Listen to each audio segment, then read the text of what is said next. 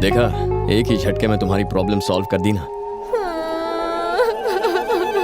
अब तो प्रॉब्लम और भी बड़ी हो गई है। मंथ एंड में पापा सैलरी के बारे में पूछेंगे तो क्या कहूंगी? भानुमति, तुम में अकल बिल्कुल नहीं है।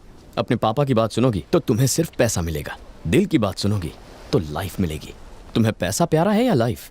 मैं कुछ समझी नहीं। माय डियर भानुमति, बात ये है कि लड़की पैदा होते ही बाप उसका लाइफ रिमोट अपने हाथ में ले लेता है। वो जैसे चाहे तुम्हें कंट्रोल कर सकता है। वो धीरे धीरे तुम्हारा ब्रेन वॉश करता है ताकि तुम उसकी हर बात मानो।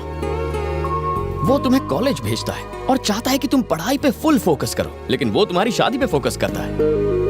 तुम्हारी नजर बुक्स पर गड़ी रहती है। दिन रात पढ़ाई करके तुम फर्स्ट रैंक लेकर आती हो, पेपर्स में तुम्हारी फोटो छप जाती है। तुम्हें लगता है तुमने बहुत बड़ा काम किया, लेकिन पापा आके तुम्हारे प्लान्स पर ब्रेक लगाते हैं। अपने जैसा एक और आदमी ढूंढकर उसे रिमोट पकड़ा देते हैं। 20 साल पापा ने रिमोट पकड़ा, बाकी 40 साल तुम्हें हस्बैंड कंट्रोल करेगा। तुम अपनी लाइफ कब जियोगी? पढ़ाई पूरी करने और शादी होने के बीच एक छोटा सा स्पेस आता है जब रिमोट किसी के हाथ में नहीं होता। इतना कीमती समय तुम जॉब और करियर बनाने में क्यों वेस्ट कर रही हो? 60 साल के बाद टीवी वेस्ट हो जाता है, फिर रिमोट हाथ में लेके क्या फायदा? ना उसे रिपेयर कर सकते हैं, ना उसकी कोई गारंटी लेगा। इस बड़े से लेक्चर का कंक्लूजन ये है कि लाइफ में जो छोटी सी स्पेस मिलती है उसे पूरी तरह एंजॉय करना चाहिए। So what I'm trying to tell you, and not only you but all the girls, is enjoy your life यार। एंजॉय करने के लिए मुझे क्या करना चाहिए? सबसे पहले ये चश्मा फेंक दो। अने आ चश्मो पेरी है।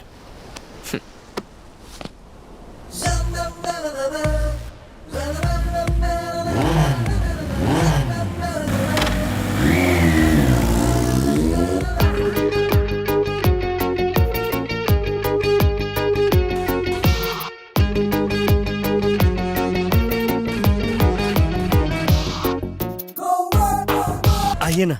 ये किसका घर है? बता दो, कैसी हो स्वाति? मैं ठीक हूँ। आपने टाइम पे 50,000 रुपए नहीं दिए होते तो मेरी बीवी और बेटी नहीं बच पाते, इसलिए हम चाहते हैं कि इसका नामकरण आप ही करें। कौन, मैं? हाँ भैया। भानुमति, उस दिन तुमने सिर्फ पैसे नहीं दिए, इसे जिंदगी दी।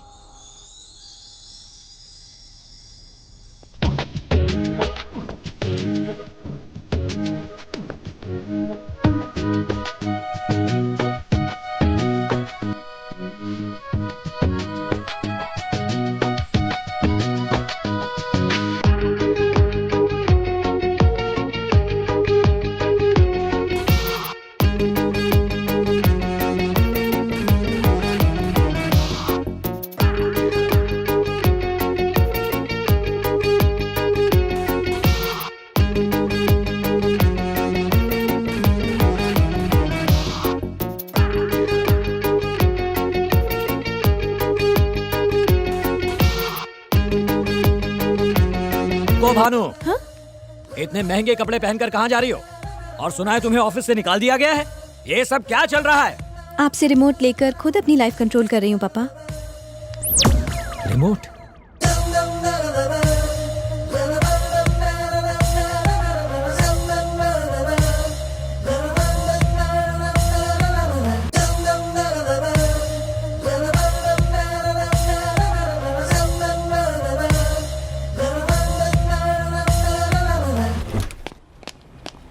आशु नाटक छे। सॉरी। हाँ, चिपको। तुम्हें प्यार हो गया? एक्चुअली ए, मुझे ऐसे मत देखो।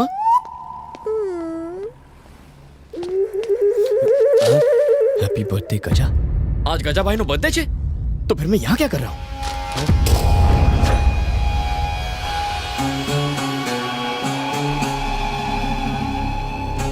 शंकर ने तुम्हारे खिलाफ सारी सबूत जुटा लिए हैं। हार गए तो उम्र कैद। मुझ पर केस करके डराना चाहता है मुझे। 25 सालों की दोस्ती, 10 सालों की रिश्तेदारी। इसे देखो, अपनी बहन से शादी करवाई थी मुझसे। 5 साल पहले जब मैं और शंकर बिजनेस पार्टनर्स थे तो एक छोटी सी गलती हुई थी मुझसे सॉरी कहने को कहा और मैंने साफ इनकार कर दिया। अरे हूँ गज्जाच हूँ। मेरी कमजोरियों को ढूंढ के मेरे खिलाफ इस्तेमाल करना चाहता है। क्या समझता मैं डर जाऊंगा? अगर मैं जेल गया तो उसे भी जिंदा नहीं रहने दूंगा। सुनिए जी, भैया के आगे झुक जाइए। उसके आगे मैं क्यों झुकूं? वो भूल गया कि मैं उसकी बहन का पति हूँ। जेल भी चला गया तो तुम्हें कोई तकलीफ नहीं होने दूंगा।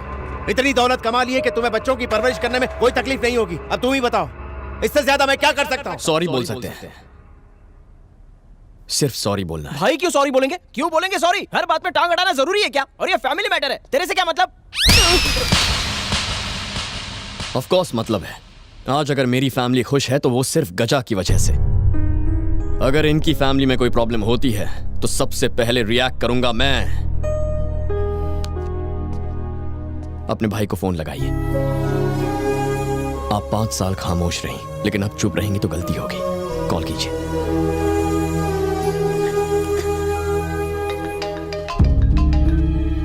हेलो भैया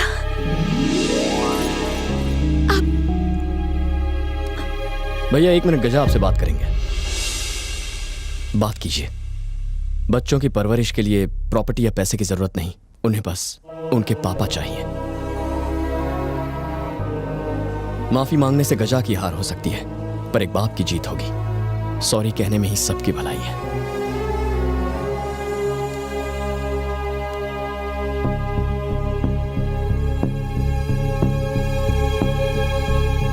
सॉरी बोलो पापा।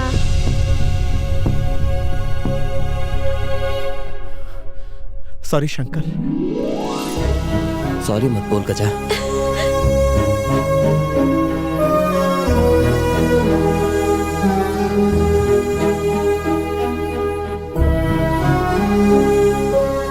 हैप्पी बर्थडे गजा।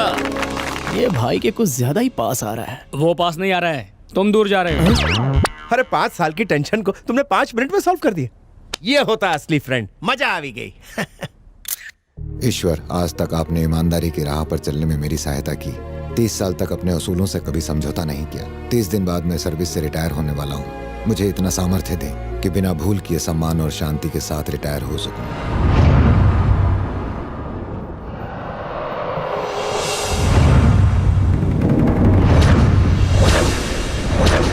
मॉल का कंस्ट्रक्शन रुक गया, ये मिनिस्टर साहब को कैसे बताऊं? मिनिस्टर साहब का फोन है सर।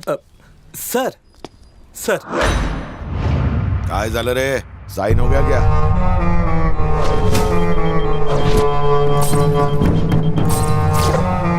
नारायण मूर्ति।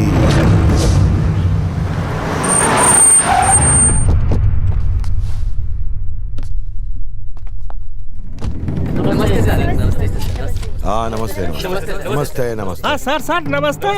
पेट के अंदर खजाना छुपा है क्या? खाए हैं। इकडे नारायण मूर्ति कुठे आहे? आइए सर। मिनिस्टर साहब आए हैं। मिनिस्टर साहब, सर नमस्ते सर।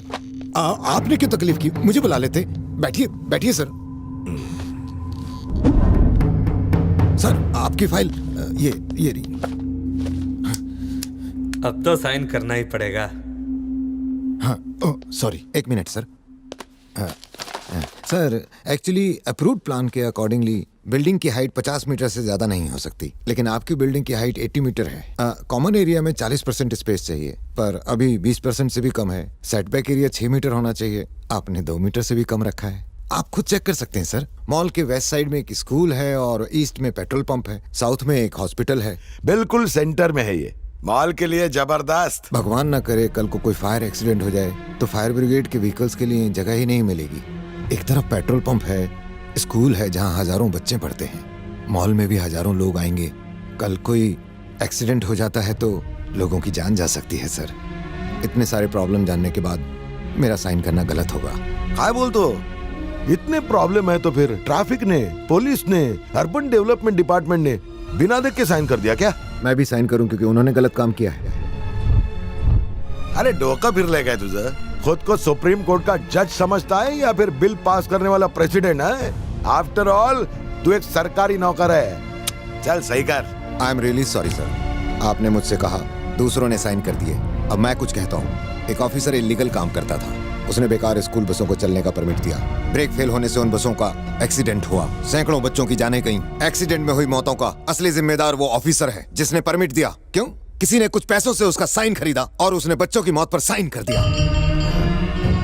अंग्रेजों के राज में बने हुए कई पुल आज भी वैसे ही खड़े हैं जैसे वो सैकड़ों साल पहले खड़े थे, लेकिन हमारे करप्ट बिल्डर्स के बनाए हुए पुल बनने से पहले ही गिर जाते हैं। क्यों होता है ऐसा? उन बेईमानों की वजह से जिन्होंने ईमान बेचकर साइन किए। सरकारी अधिकारियों के साइन को कभी कम मत समझना सर।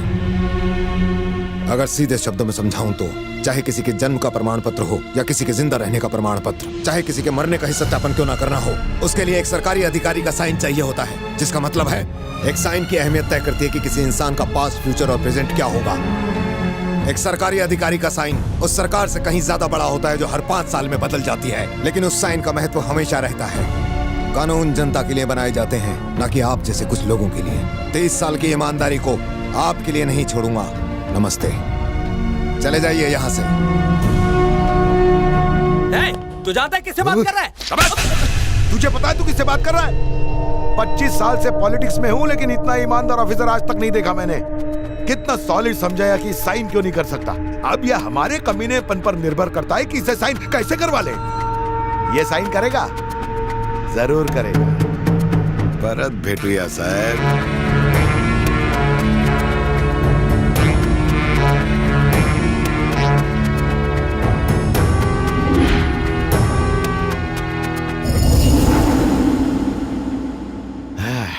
पैसा कमाना तो इंसान का हक है।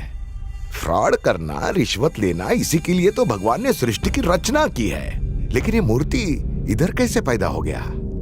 ओह, इसका मतलब भगवान से भी कभी कभी उल्टे हाथ से पांसे पड़ के गलती हो ही जाती है। लगता है किसी घटिया डॉक्टर ने इसे ईमानदारी का इंजेक्शन देके भगा दिया। ये दुनिया का पहला प्राणी है जो ईमानदारी का पोस्टर लेके घूम रहा है। कैसे भी करके इस नारायण मूर्ति के अंदर करप्शन का वायरस घुसेड़ते हैं। अरे गजा जी सर। बचपन में जेब काटते वक्त मुझे पुलिस ने पकड़ा और बहुत मारा। तेवा मला पुलिसची पावर समझ ली। बाद में एग्जाम के वक्त रिश्वत विश्वत देके मैं भी पुलिस वाला बना। एकदम स्टाइल में मैंने पुलिस स्टेशन में एंट्री मारा तो वहाँ के एमएलए ने मुझे थप्पड़ मारा। तेवा मला एमएलए ची पावर समझ ली। फिर टिकट खरीद के बूथ कैप्चर करके मैं भी एमएलए बना, लेकिन उन्होंने मुझे छोटी सी असेंबली में बिठा दिया। मैंने स्पीकर को पूछा क्यों, तो वो बोले तो मिनिस्टर नहीं है ना, म्हणून में मिनिस्टर बन लो। लेकिन आज उस ऑफिसर ने मुझे मेरी औकात दिखा के जीरो बना दिया। मेरे पास पैसा है, प्रॉपर्टी है, पावर है, पर उसके पास ईमानदारी का फुगा है जिसकी हमें हवा निकालनी है। ईमानदारी चुभती है, उसके दामन पे ऐसा दाग लगाऊंगा कि 30 साल की ईमानदारी चूर चूर हो जाएगी। मुझे फाइल पर उसकी साइन चाहिए।